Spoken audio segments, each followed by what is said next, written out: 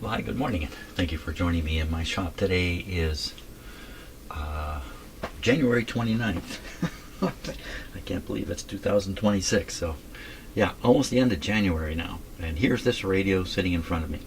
My last video I posted garnered 26 comments, which is a lot of comments. So I did take the time to look through them all and check them out. They're just guesses like me. Some of you are a little critical that I'm not following a standard approach.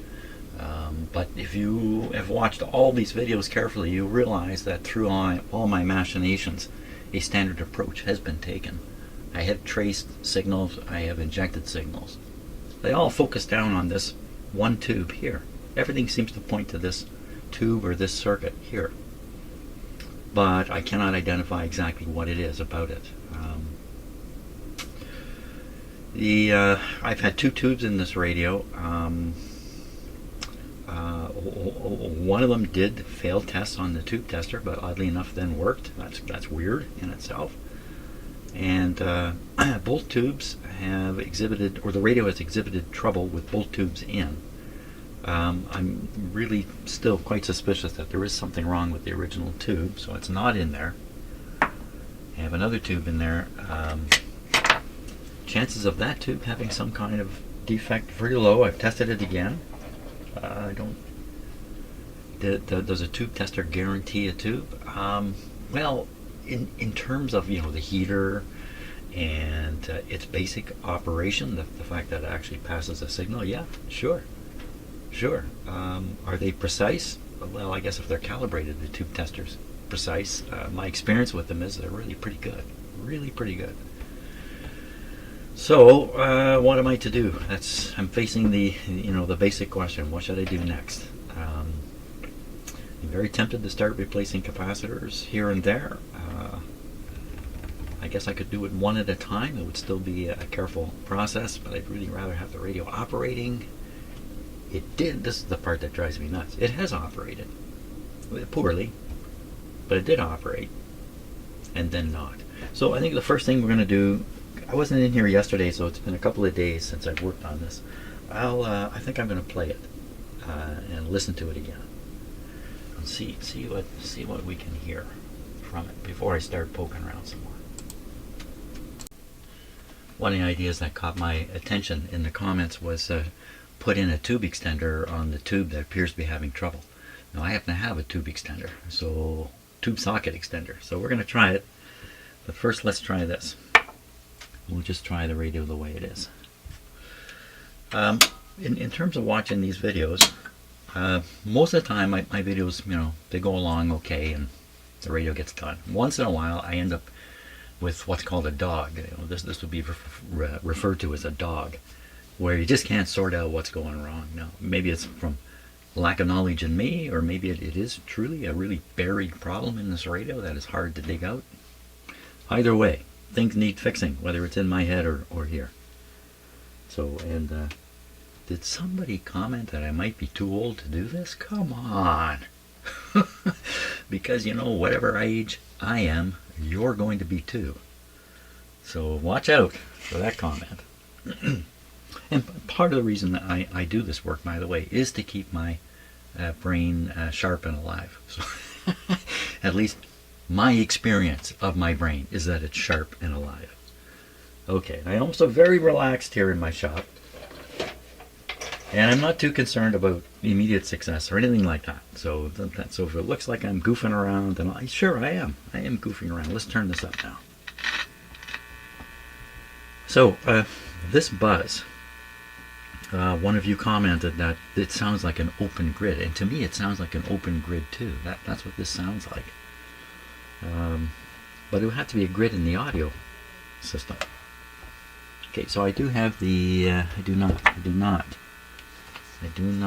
the antenna booster going. What did I do with it? Let me get the antenna booster onto this, because in the state the radio it's in, it's not likely to pick up. There it is. Not likely to pick anything up. But if I boost the signal, it might be enough to come through. So I'm going to put this loop on the radio antenna. next to the radio antenna. And then I'm going to connect the loop to an outdoor antenna. And that didn't make the slightest change, did it? So like there's just no signal going through this radio right now. None whatsoever. Okay. For what it's worth, we'll put the tube extender in.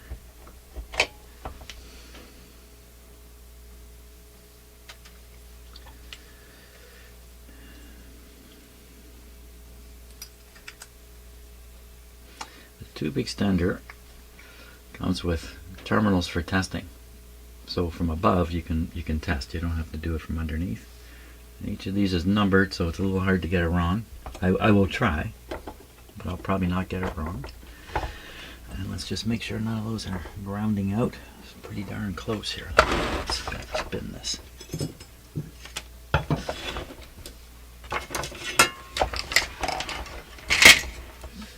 It's really close in there. It's not going to touch. Okay, and if we were to make measurements of voltages, we need to do it to the B minus. I need a B minus clip lead under there. And why not just be really careful and check the clip lead.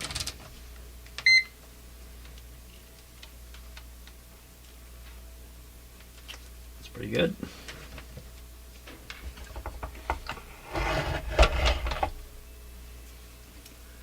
B minus.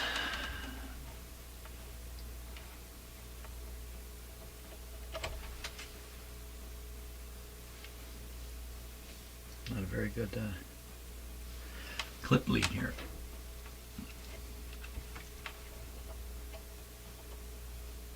I don't think I can set the radio back down now. Put it back this way.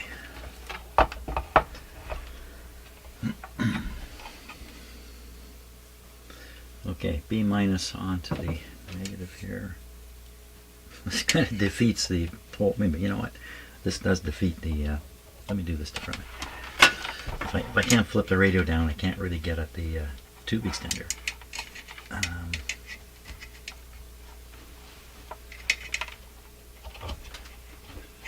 let me choose one.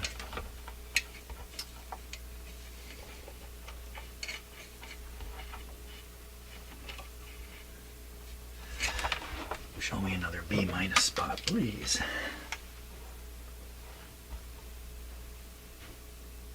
Back in there. That's not much better. How about another one?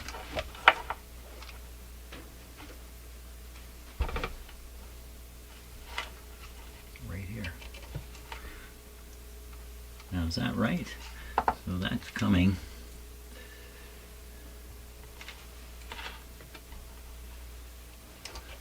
Really, you really got to be careful tracing these wires. Right to here, right to the bottom of the volume control. Is that how the volume control is? Let me just peek myself here quickly on the schematic. I believe it is. Yes, straight to the B minus. So actually that makes it really easy. I can actually go up here. I'm trying to find a spot I can stick the clip lead. It's not sticking out. And that's not going to work. This will work. Okay.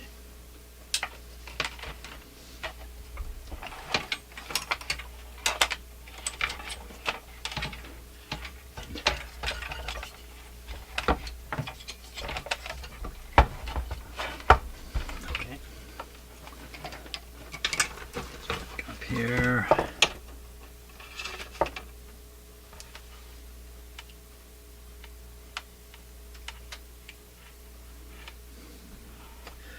We know the radio doesn't work, so don't worry too much about the antenna, Jim. This is more about voltages reaching the tube. Now the idea here would be I've made tests, but what I've been, this is not actually a probe. And what I've been testing is you know, like the wire comes to the socket, and then the wire's soldered onto the terminal, and then terminal swings around to the grip. And I've been testing up on the terminal. How do I know the grip is really gripping? So this will be a way to find out. Because in other words, I could measure the voltage on the socket, but it's not actually connecting to the tube itself. We'll see if this happens to the socket here. Okay, I think we're ready to go. Yeah. Okay, power on. We don't want this on ohms, we want this on volts here. And tube I've got up is the SK7, and so the plate is 8 and the screen is 6. Oh my god. Hey, what's happening?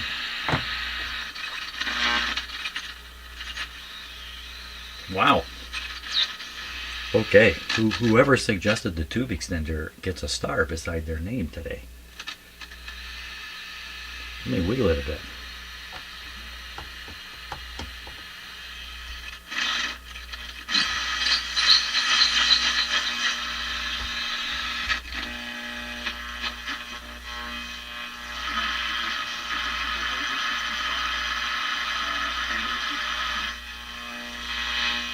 Well, all this other junk is, I don't know, but bad capacitors probably. Well, there we are.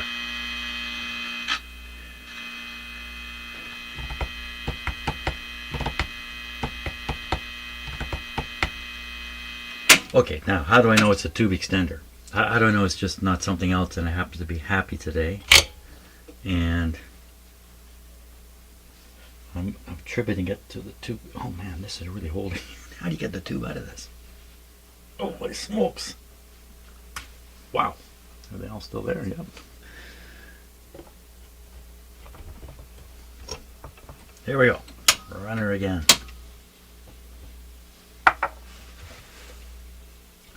Tube socket extender.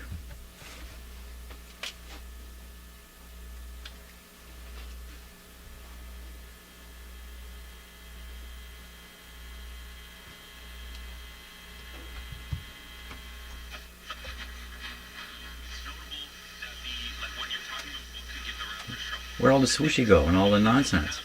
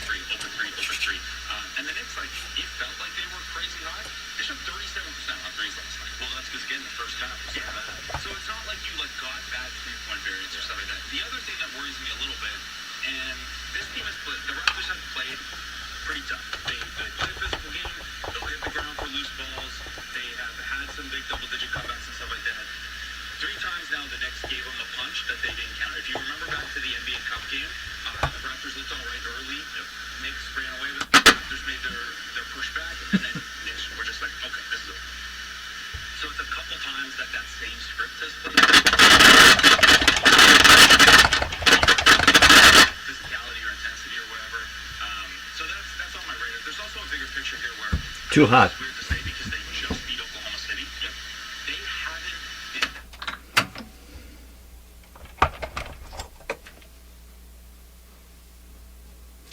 So this radio has the type of sockets which are trouble, can cause trouble.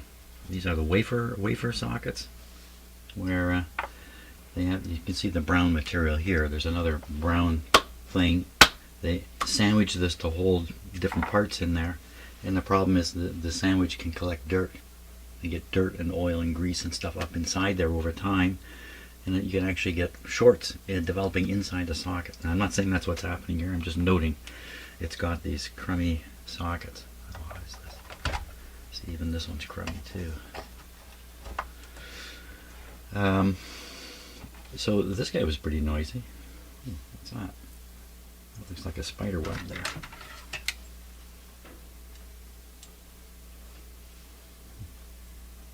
Spider web's conductive? What are the chances of that? Spider killed my... I can't imagine. How could they possibly be conductive? It's the silk. I mean, silk's not conductive. It's ridiculous what I'm doing. Yeah, it's ridiculous. That's the kind of stuff I should do in private. You know, I'm happy to do the stupid stuff in public, but the ridiculous stuff, no. I should do that in private. Well, this is a super headache now. What is going on with this radio? So, I mean, obviously the focus would be on that socket, and that would explain quite a bit, where I took tests showing things arriving at the socket, but not leaving the tube, because the socket is not, the tube is not connecting to the socket. Now what about the tube test and the tube tester that showed the tube to be dead?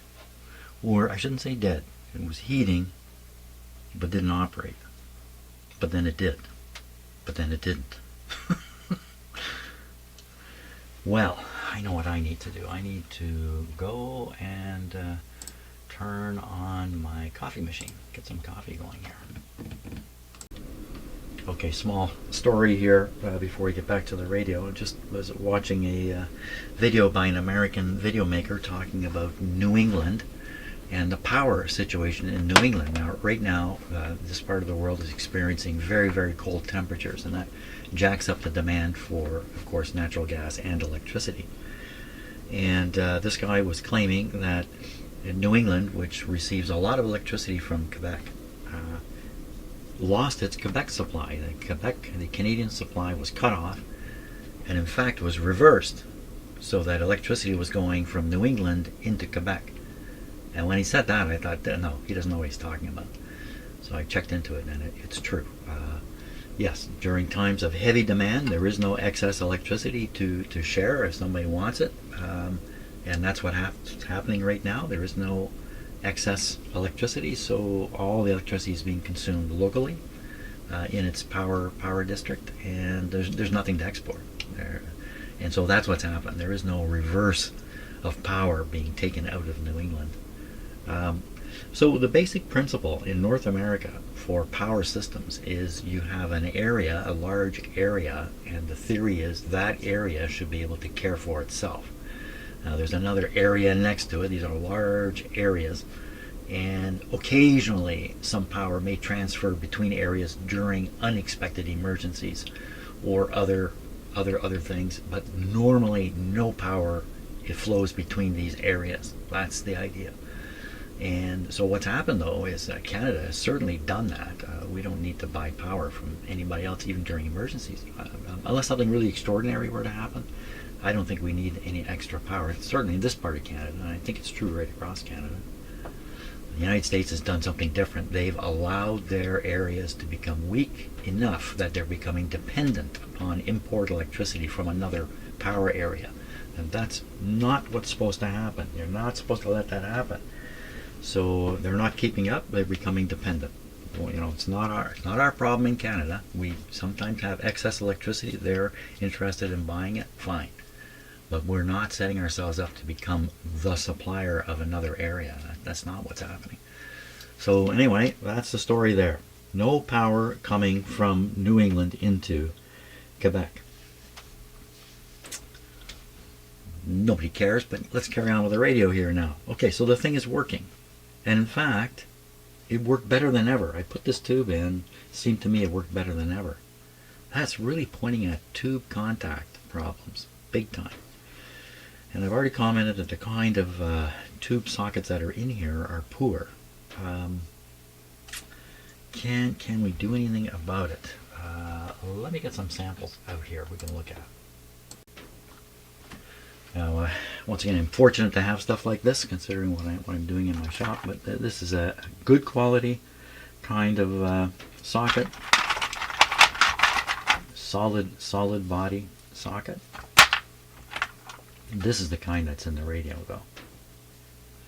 You see, it's two pieces, riveted with these little rivets holding it together. and then the parts are just supported inside there. And you can even, this one's come out of a radio. You can see the dirt build up under here, and you can imagine the dirt would work its way into the cracks here. And plus, I think this is an attempt to make the cheapest socket possible. So if you're going to have trouble on a socket, it's going to be one like this. You can see the clips here. Let's stick a tube in it.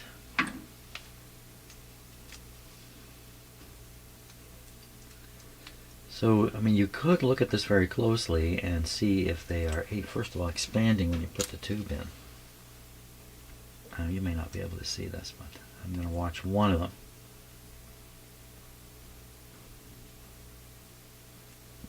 Well, it's hard to see. I'm thinking the jaws are going to come open a little bit as I push this in. You can certainly look at it, and it looks good. I mean, it should be good. It's brand new. Now, when I'm putting the tube in here, this is kind of loose. Well, you know, it's not so loose. It's not so loose.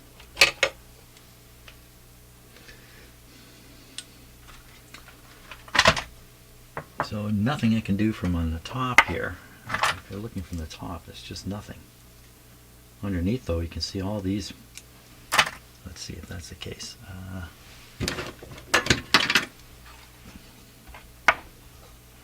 You might say, well, why not replace the socket? Yeah, no, I'm not doing that. That's not happening. Well, they're right out there, just like the one I showed you. So why don't I get in there and pinch them closed a little bit, and I should put the tube in and see if I can spot where it's actually where it's not so good.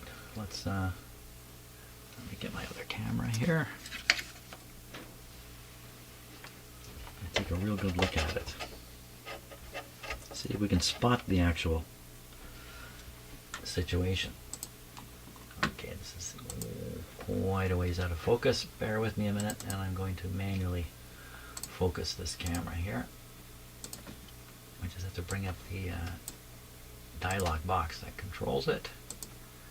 There we go.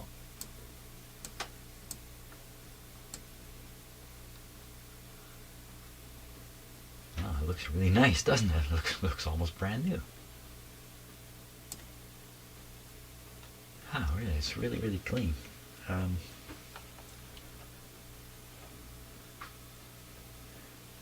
So, you know what you can do here? What I can do here. We can look straight down at these and compare their closedness, how pinched they are.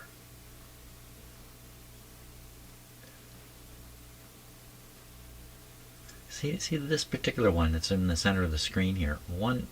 Let's call them. Let's say it has two wings and a back. We'll call it that. One of the wings is curved.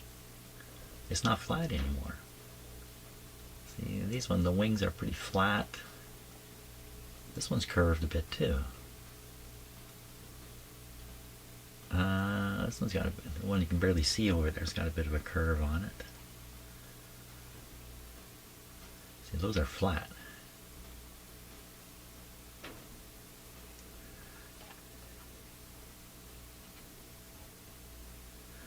Well, I think I can pinch these. Boy, it'd be a little bit dangerous of over pinching them. You know, like when you bend these too much times, they won't have much spring left. What's that chunk of solder hanging off there, off one of them? I'm gonna go over this way. So there's nothing leaping out like, oh, look at that one. There's nothing like that happening. Small variation in them. Now I'm going to push the tube in. I will try to push the tube in here.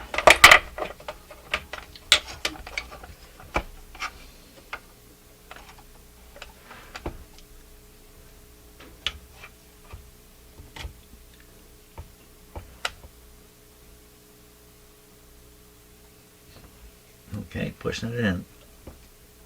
Now it's in all the way.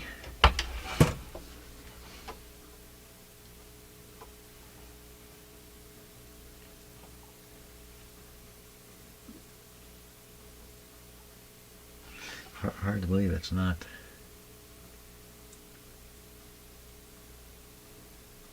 making contact everywhere.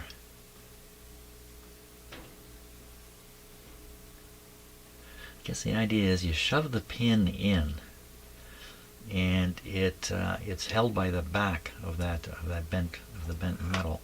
The pin is kind of forced forward, if you like, into the wings that are then forced to will have some springiness to them. They'll be kind of forced in on the. See, maybe this one's come loose here. I'm going to wiggle the tube a bit if I can. Let me put the camera down so things are a little steadier.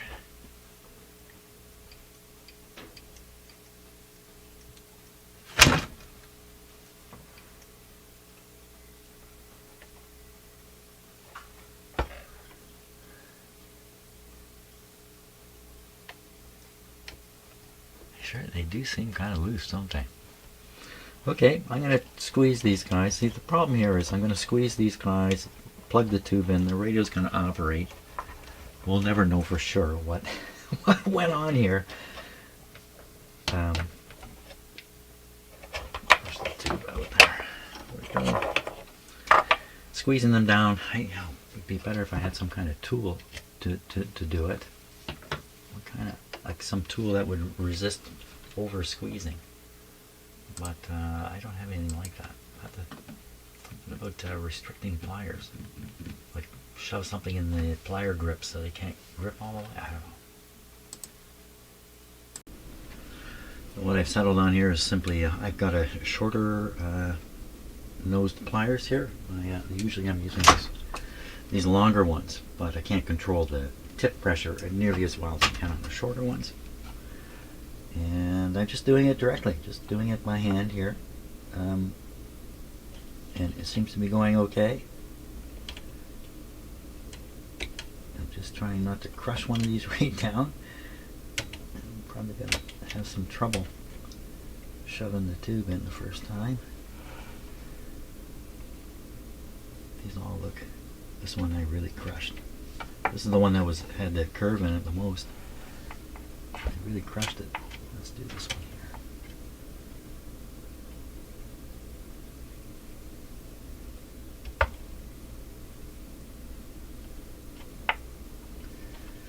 Okay. How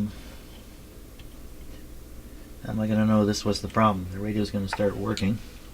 Let's see if I can shove this in. Should I put the original tube back in? No, I'm going to stick with this one. The original tube may have had a problem. Okay, shove it in. Ooh, yeah, a little bit more resistance that time.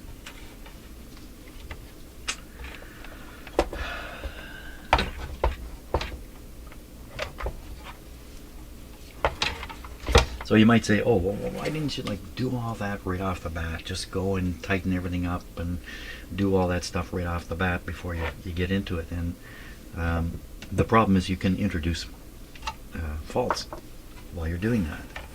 And set yourself back. Okay, radio. The fact that the radio seemed to operate better than ever is kind of interesting too. It would suggest that maybe plate contact was missing here. Could be the grid contact was missing. Could be the screen contact was missing.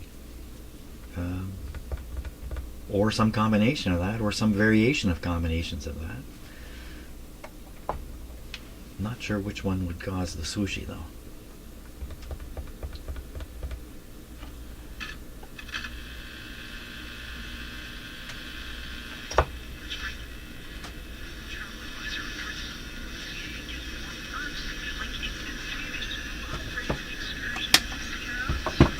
Is laying here now. Well,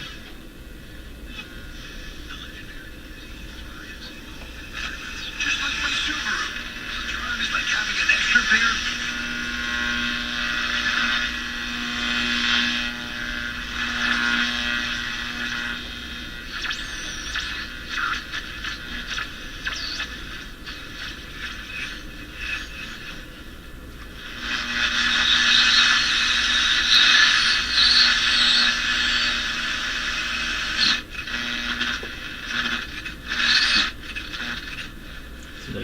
quiet area right in the middle here.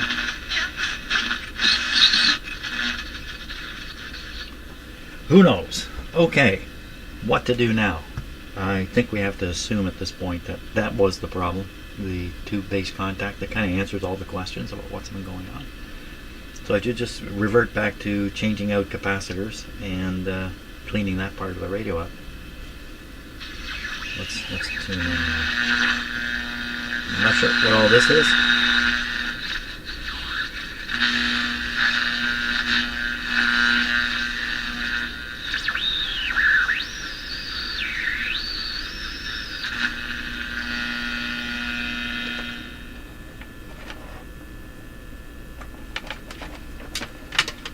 Let's see what we can get just with this antenna,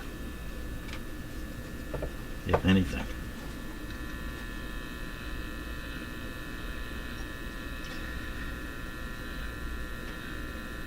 These are the strong stations. Okay, turn the antenna 90 degrees. Nothing. So not to be too excited about this radio. It's still very quiet. Okay, but I think I've nailed the ghost. I think, once again, but you know, often when I'm fixing these radios, I fix them 6 or 7 times in a row. Because every time I fix them, it turns out that's not the fix, Jim. And that could be the case here. It could be working along on it, and all of a sudden it goes back into this weird state. But I don't think so. So what do we got? We got a few capacitors to continue on. Not too many now, mostly in the audio side of things. There's one way up here though. And maybe this guy could be somehow it's near the front end of the radio. Maybe he's responsible for something. Let's look into that, and then I'm going to go drink some coffee. Get my pointer here.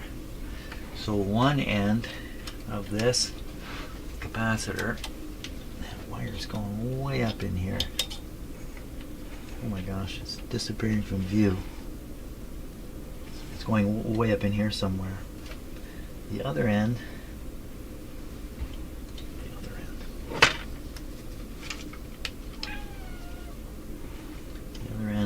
the wire snakes all the way through to the far side of the socket and goes on pin number 1, 2, 3, 4. Pin 4. Let's take a look at the schematic here.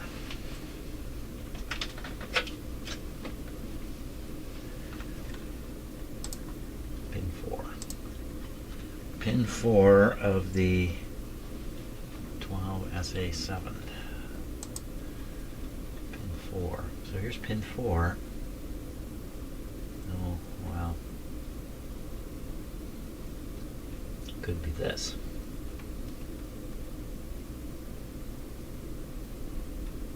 Capacitor between B plus and B minus. It's a 0.05. I don't think I can see the size of this one here. Yeah, it's a 0.05. Well, it's tied onto pin 4. So, what else? Is there another one on here again? Pin 4. There's that one. And yeah, I think that's it. That looks like a pretty important capacitor, actually. Okay, we'll start with this one. Changing out this one here.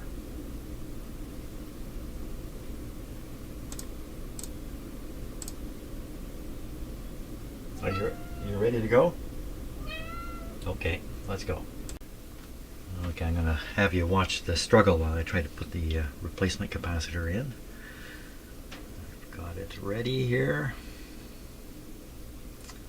So I think let's just bend this a little bit. Likewise here.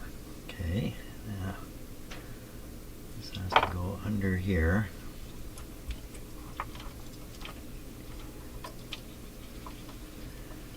And I've got to get a grip on the wire.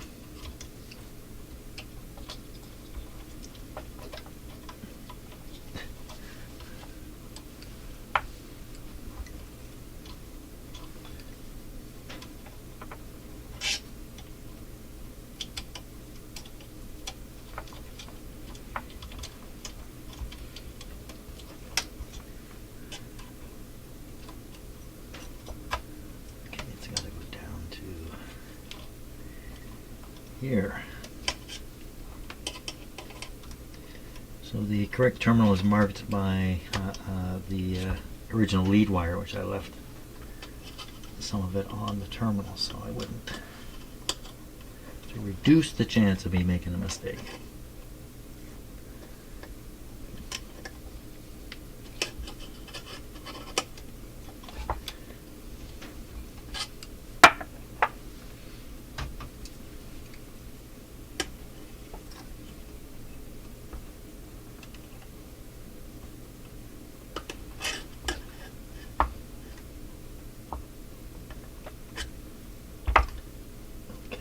Solder that end here.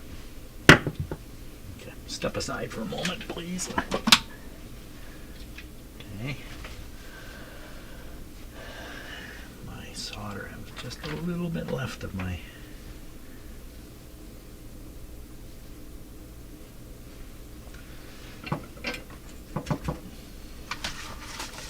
For me, it's kind of a moment in time where I run out of solder that I've been using for goodness knows how long, and I have to move on to new solder. It's like marks a moment in time. Okay, let's see if I can solder this guy now.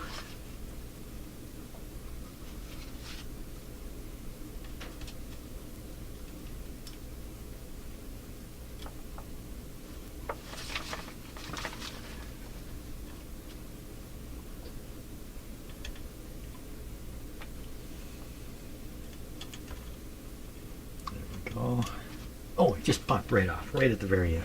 Jeepers creepers.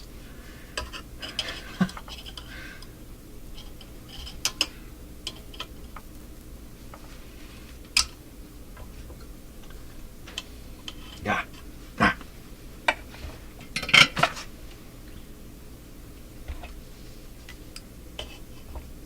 So you know what happens is you squeeze these wires down on the terminal. The terminal is a bunch of solder. And then you melt that solder, and what you squeezed the wire against is gone. And that's what happened here, and the wire just popped off. I didn't expect it to pop up. And now what?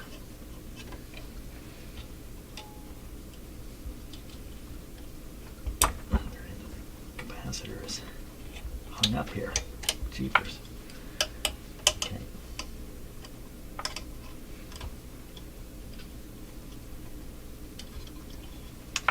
Well, okay, so I turned the camera on because I didn't think this would happen. You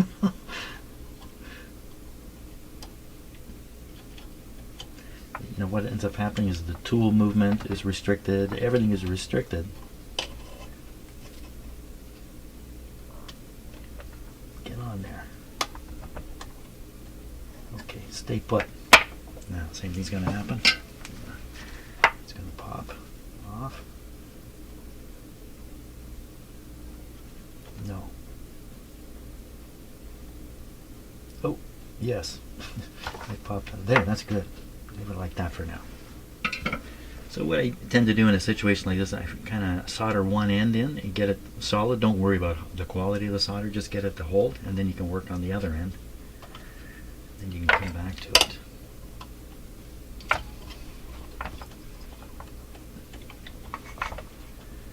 And what I did here, this is the original wire. I've left it there rather than go all the way to a terminal.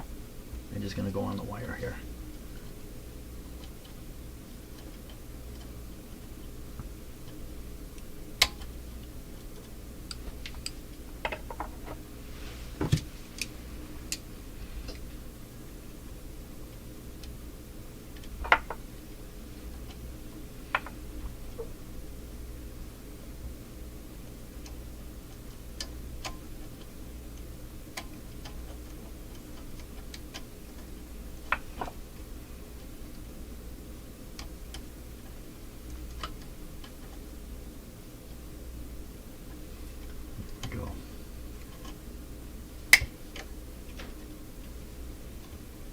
I don't know if you can hear it, but there's water dripping in the sink in the next room on purpose. Get that after I solder it. When it's really cold out, it's not terribly cold today, but tomorrow it's going down to, I think, minus 27 overnight. I leave a tap dripping here. I've done a little experimenting, and it turns out a slow drip is more than enough to enough water flow to keep the pipes not hot, that's for sure, but just keep them warm, a little bit warm. I take extraordinary actions when it gets really cold. Another thing I do, extraordinary, I don't know, I pull the air filter out of my furnace. So my furnace is running with no air filter during this period for the next week or two. I'll put a new air filter in afterwards, and that increases the efficiency of the furnace dramatically. If the filter is at all blocked, pulling it out increases the efficiency dramatically. So at the coldest time is when you can save money on gas and stuff like that by when it's not so cold, while you're not using a lot. Okay, so I have a little piece of wire here I really should get rid of.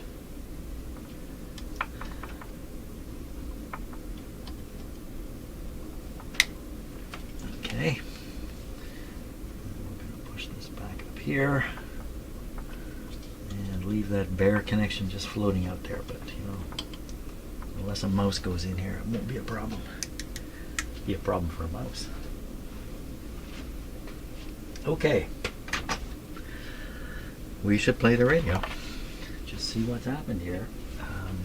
Remember, the radio is weak, so we'll see if by some chance, and I doubt it very much that this one would have a benefit, but I don't know. And also, I think we're going to put this on the let's put this on the capacitor checker first. Here. This guy over here.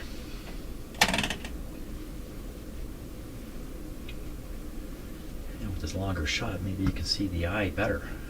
I usually bring the camera over and try to get it up close. But yeah, you can actually see the eye better this way. Okay. Put the capacitor on. I have another one to check too. Okay. 50 volts on the first test. Okay, so you're watching the eye here. I've become a little bit closer anyway, I think. So a little hard to see, but there's an open pie at the bottom here, pie-shaped opening. Here we go. Closed and not opening. So this is a bottom of the barrel type capacitor. Most of them, on this test with 50 volts, the eye will open a bit.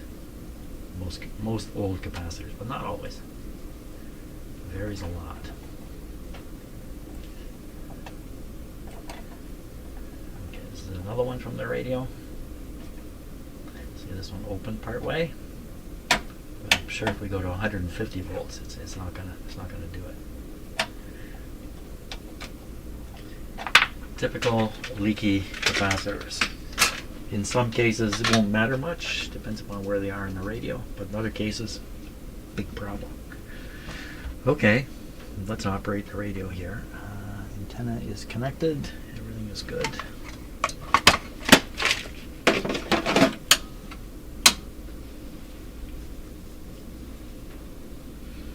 A bunch more capacitors I could test, but I think they're all going to rank about the same, as you saw.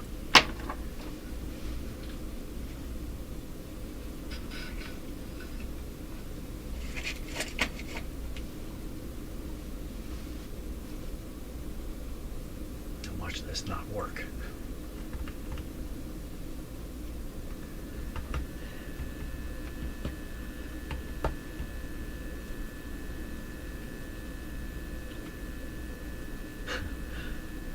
I'm scared to tune it. Really? Oh, I don't have the loop on it. That's why it's so quiet. Ooh. What happened there? Oh, what just happened there? This thing clicked and went dead. Oh, come on! You can't be like this. It was just a little click and it went dead. Okay, is it the tube? So, I'm trying to move the tube around. I'm going to shock hazard situation? I don't think so, but I'm just so nervous about holding more than one thing.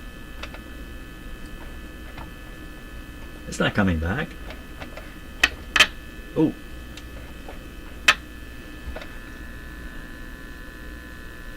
So I pull the tube too far, I'll interrupt the heater current flow, and for sure the radio will go quieter.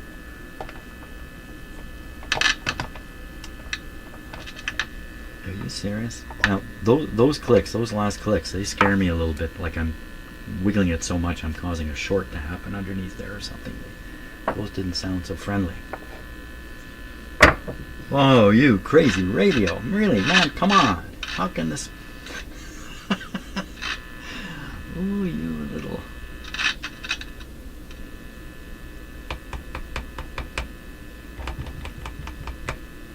How can you be like this? How can you be like this? Okay, power off. Power off. Power off. Oh my God, I just can't believe it. They're gonna make me fix this again. Ooh, ooh, ooh, ooh, ooh. Serious problem there. Oh wow, wow, wow, wow, wow, wow. That was just about grounded on that. Ooh, yeah. That's right, I gotta push these back. Shame on me, I should have looked, because I knew I moved this, and then I didn't look again to see that everything was okay. So I almost brought this positive right into contact with this, which probably, well, there's a 500,000 ohm resistor, so maybe nothing too much would happen. Was it in contact? Is that why the radio didn't work just now? Well, let's find out. I'll turn it back on. Just make sure these are okay. Back on.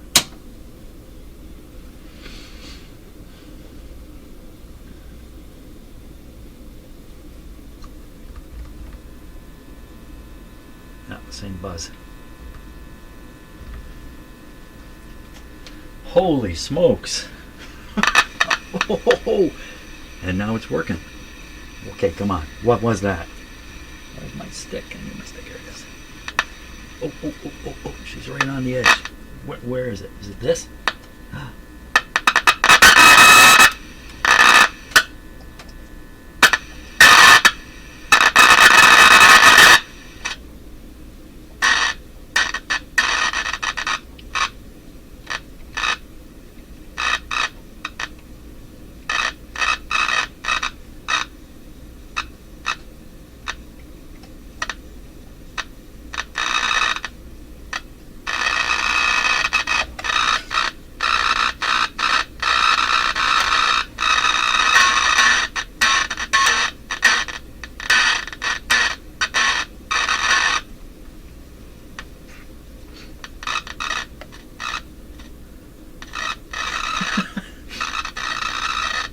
Sounds like a computer now.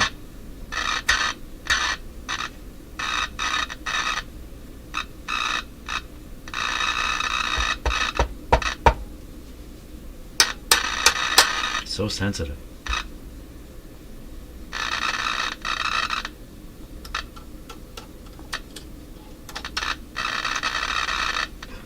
I left this wire in here, but it's not going anywhere or doing anything. That's okay.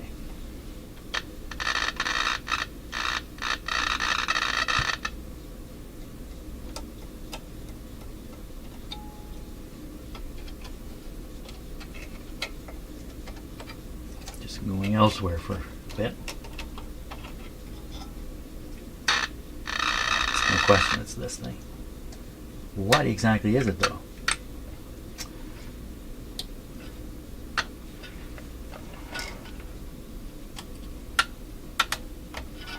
Well,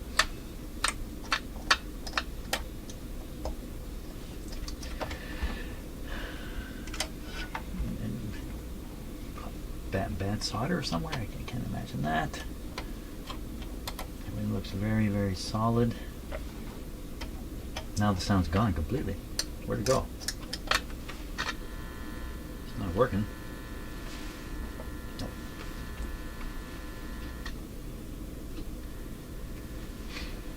Well, I fixed it once again, haven't I?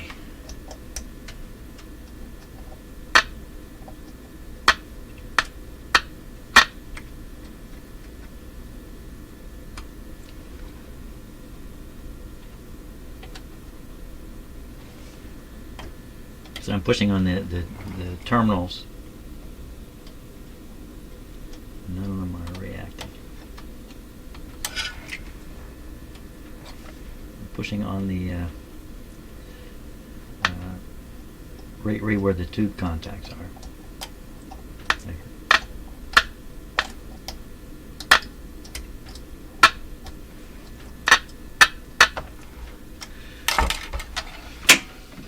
Okay. What we're going to do here, I'm going to go drink a little coffee, then I'm going to spray a bunch of cleaner on that thing, and we're going to give it a real workout. Okay. Resorting to chemical warfare here.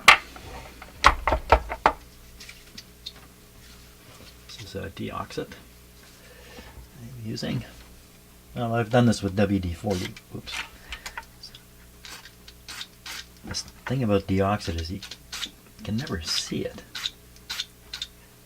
Yeah, okay, that's full of it. It's all over the place in there. Get in there. Come on.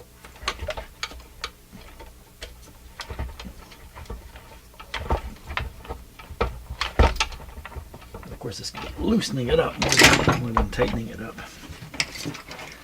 Okay. What do we got now? There we go. Everything's on, everything's good. Yep.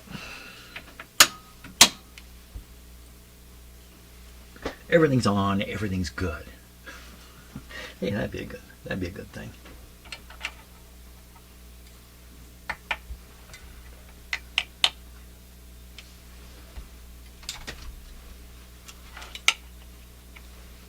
Making sure the tube's lighting up. What's it going to be this time? Sounds like a radio this time. Tuning? Oh yeah. Let's get a station.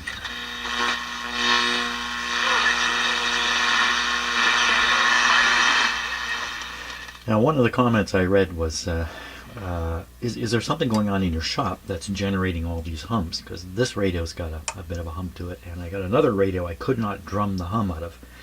And so the suggestion was there's some interference or something going on in my shop that's generating these hums. I don't think so. There's no hum here now. Just a buzz.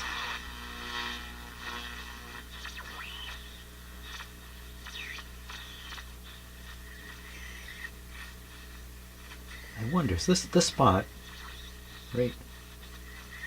Where'd it go?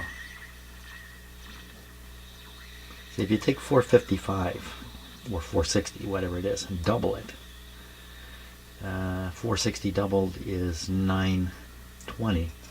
If you dial in 920 on your radio, there's a chance you're going to hear a harmonic of the IF. Does that make sense? I think it does. So around 920, you can expect some weird stuff. Harmonic of the IF. Does that make sense? If there's a harmonic of the local oscillator, that would generate a harmonic of the IF, but the frequency would be way off, and it wouldn't get through the IF. So I don't know what I'm talking about. Well, I think it's behaving kind of normal, except for these buzzy sounds.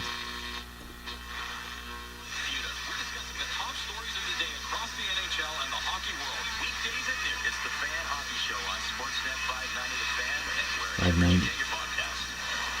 CJCL Toronto. Sportsnet 590 The Fan.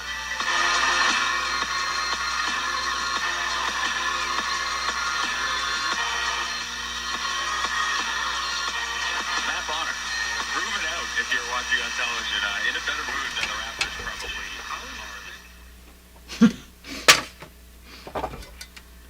Radio's not doing anything on its own.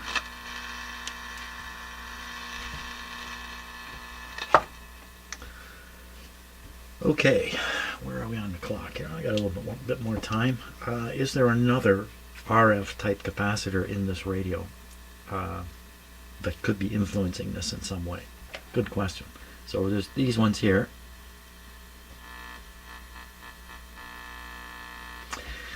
Last radio, I had a hum in it, and I chased it for forever.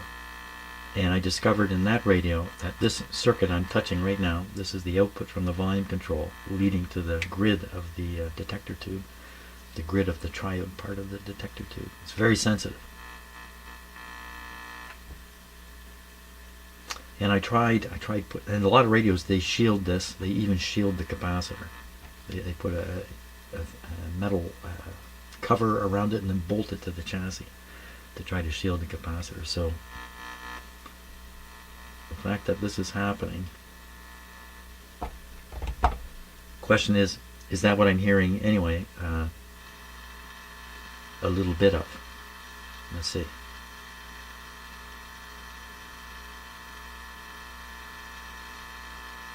See, the answer is yes. Because as I approach it, it gets the buzzy, hummy sound in here gets louder. It doesn't change, it just gets louder. Bad actor. He's way up in the air here.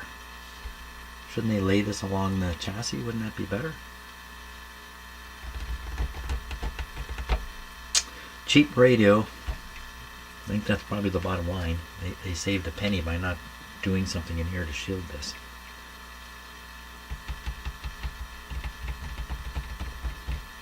Okay, so this would become a problem if the radio's not very sensitive and you have to turn the volume way up.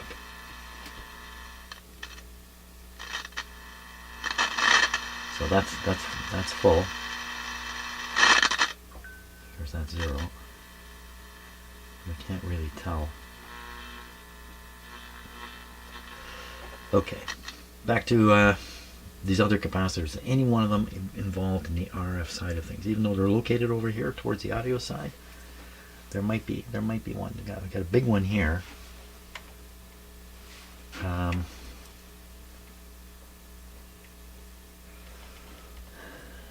Yeah, I'm going to try to identify those. So stop for a bit and try to figure that out myself. Okay, I'm just turning on to show you this. Oh, I can't show you that. There's nothing there anymore. Okay, what I was going to show you was we just got a severe weather alert from the government. Let's take a look at that. If I can, see if I can figure this out. If I go to the weather, we should be able to find it here. Alerts. Yeah. Oh, alert right here. You click on it. Yellow alert. Cold. Okay, they're just warning us it's going to be cold. Wind chills minus 38. Actual temperature is going to be, I think, 27. Minus 27. They're not putting it here. Okay, that's all that is. Okay, sorry to drag you through this.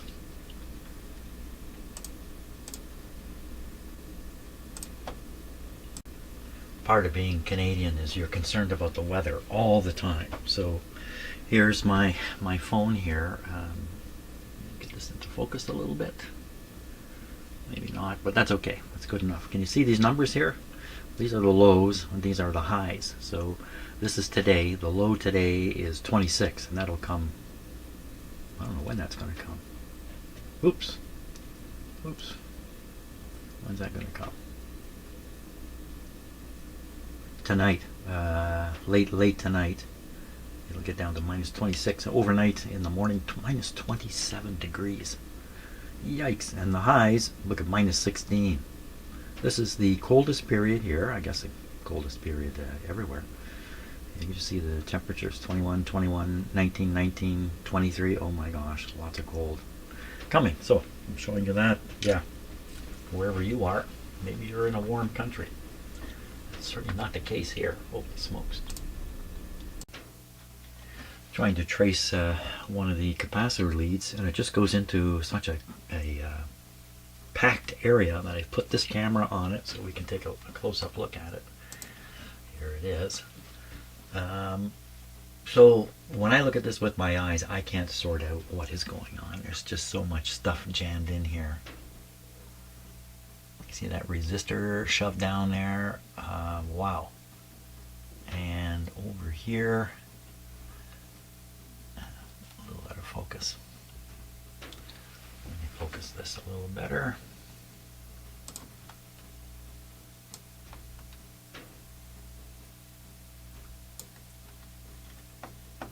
Well, so just looking at the top of the resistor there and how close it is to the terminal that's right in here. It's stuck to the terminal. Is it stuck to it? So, you know, close proximity usually doesn't mean too much, but it could. There could be a current leak in here. I doubt it, though, but, you know, in a world where anything's possible. I'm supposed to dig in here. This is the lead I'm trying to follow, and it's going down here. I got to jam a soldering iron in there. Well, maybe what I'll do is I'll cut the lead up here, and I won't worry about getting down in there. This capacitor is going to be changed out also. Anyway, it'll be out of the way then. Maybe what I'll do, well, yeah. What I'll do is I'll just do these two right now and get them done. What's this one? So I think I know what this guy is. What this one's doing I haven't looked into yet. Okay, I'm going to take a look into things here and see what's up.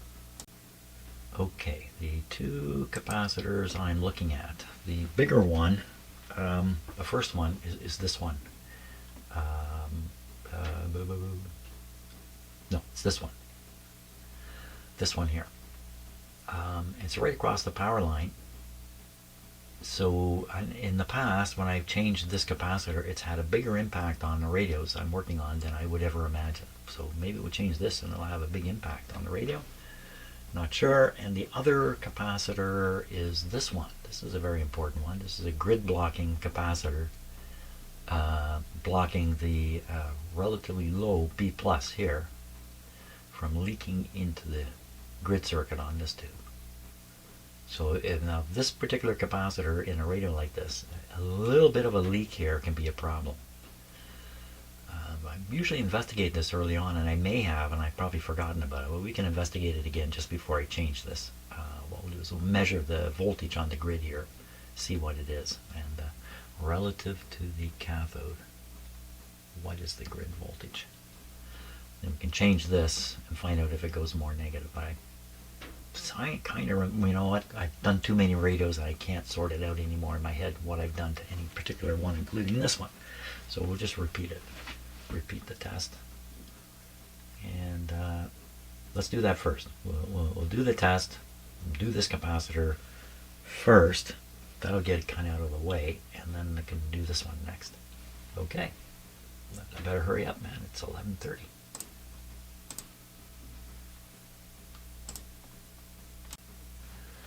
Okay, here's the who's who of these remaining capacitors. So we know this one's coming from the volume control. This one is across the power line. This one is blocking the is the grid blocking capacitor, protecting the grid of the output tube. And this one is the harmonic neutralizer that's trying to quell any harmonics that have come through, especially the audio stuff. This is on the output side of the output tube, and so if you took this away, things might get more shrill and there would be harmonics, perhaps not even audible, going through the speaker output transformer. So that's the purpose of this one, is to eliminate the harmonics that may have come through. That's what they are. Which ones would affect the quality of what we're listening to? Well, I suppose this guy, but just in terms of volume. This guy can have a surprising benefits from my experience in the past. So this guy can, if he's leaky, cause the grid bias to go way off and become more positive than it should. You get more current flow through the tube, wear out the output tube early, and in the worst case, if it's really bad, distortion, very obvious distortion. And that's it. Okay, so who do we want to do? I said I was going to do this one because it's kind of in the way here. We'll do this one first. That one is the blocking. Oh yeah, we're going to make a test and do that. Right. Okay, let's make the measurement here. Radio's not on. I have this connected to the cathode. Goes to the negative lead of my meter. And meter is, I should have put it a little higher, 60 volts. I'm expecting 5 volts, something like that. And it should be negative. That's the big deal. This is going to go on the grid. The grid is right here. Perfect. Here we go. Start her up. Once again, I wonder if it'll work. Every time I turn it on, I have to wonder, hey, going to work this time?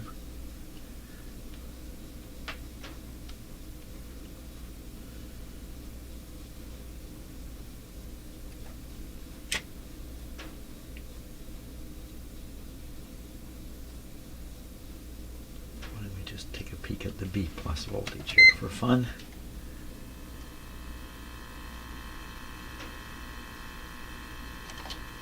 $60 there, much higher here. 60 seems a little low.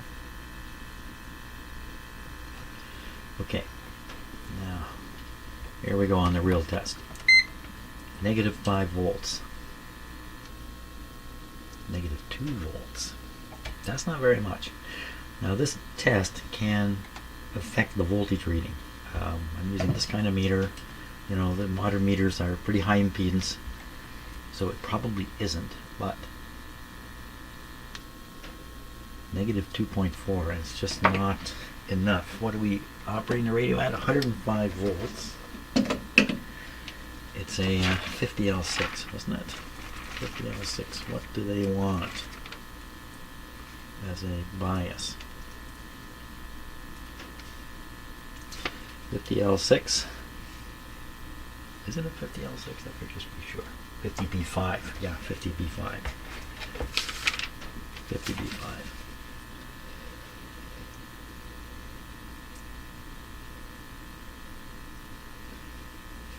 Identical as a 50C5. Okay, right here, 50C5. Good. Okay, so we want to look at the grid number 1 to cathode. Oh, this is the reactance. We don't want that. We want to come down here. Grid 2, grid number 2. Typical operation. Grid number 1. Control grid voltage. So minus 7.5 volts. And this is with a plate voltage of 110, which is roughly what this radio has. So we're only getting minus 2 volts instead of minus 7. I think that's a significant difference. This would also restrict the amount of signal, the signal level that you can apply to the grid without the grid going actually positive to the cathode. So we're going to change this capacitor and see if this voltage changes. This is the idea. Okay, everything is off.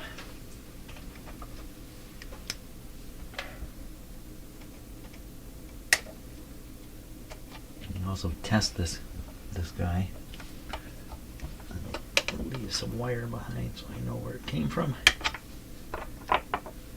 The wax has really come down on it. And I believe, I could be wrong, I believe this is beeswax, because beeswax has this, it creates a hermetic seal, no moisture gets through. Let's see what happens here.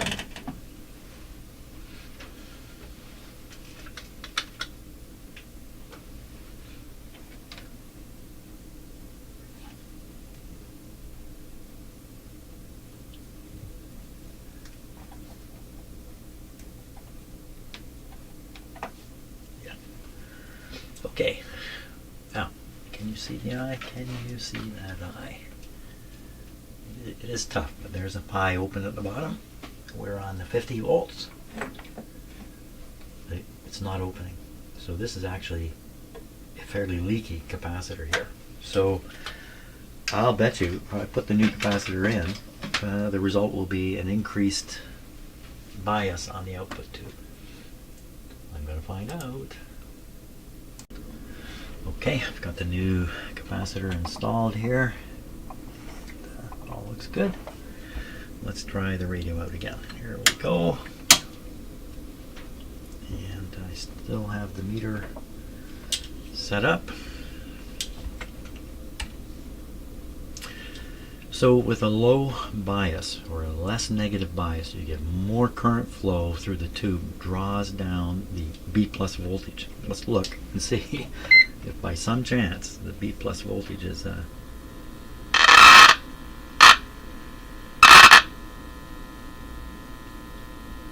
Really? You're going to do this again? You're going to start this up again, are you? Is this really what you're up to?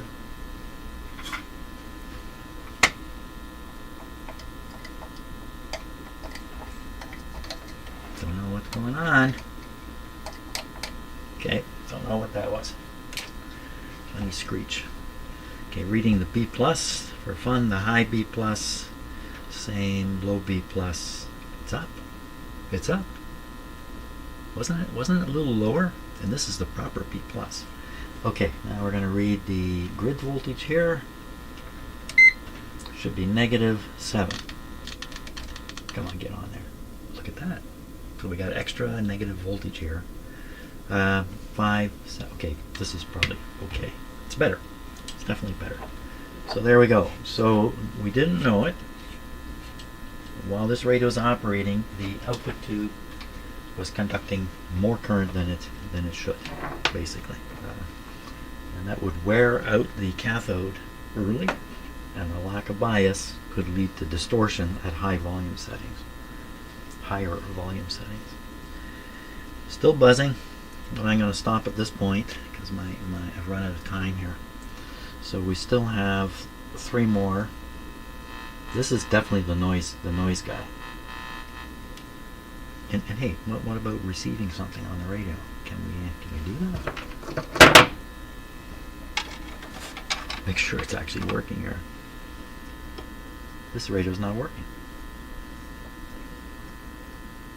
I got the right bias voltage, but the radio doesn't work. Oh my gosh, really? Okay, power off. Well, I'm gonna wiggle that. Explicative deleted.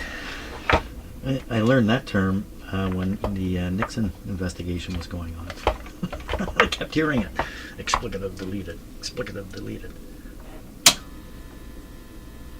It sounds exactly the same. Holy smokes. You gotta be kidding me. Puh!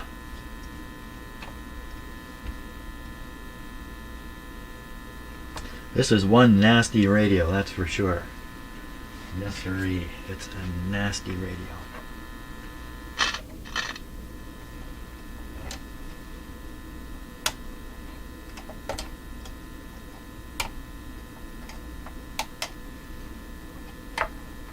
How can this be now?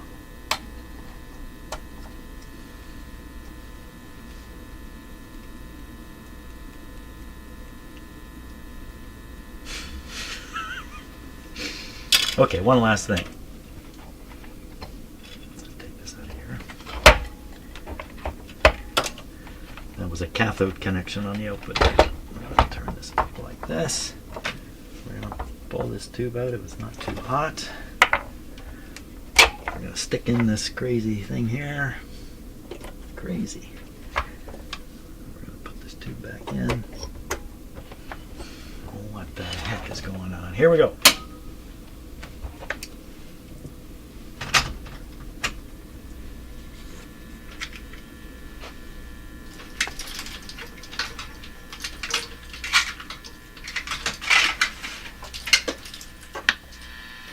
There's a pop.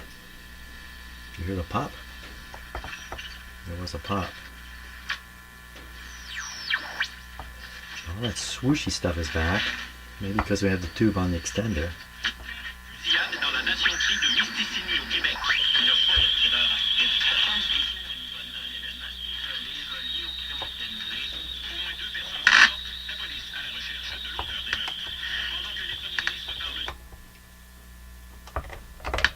Ooh, ooh, what did I do there?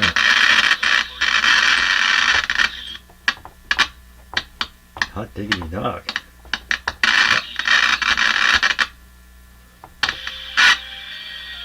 Here we are. Okay, I'm going to carry on with this tomorrow. So something very serious is going on with that tube socket, and I don't know what. I'll put this back in. Yeah, let's put it back in. Run it one more time. One more time. Okay, that's back in. One more time. Well, tubes are still warm. Heats up quick.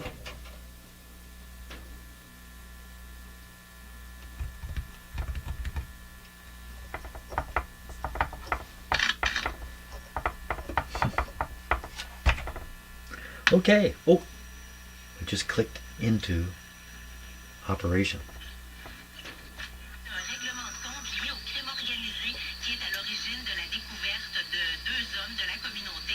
You know what it could be? It could be. Ooh, I didn't just turn this off, did I? No, no. No, I did not. Maybe this volume control is not supposed to turn off, but somebody not realizing that you operate the on-off from the clock forced the knob and kind of messed up the inside of the volume control.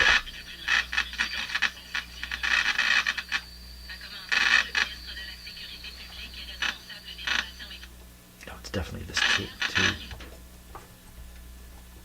My gosh.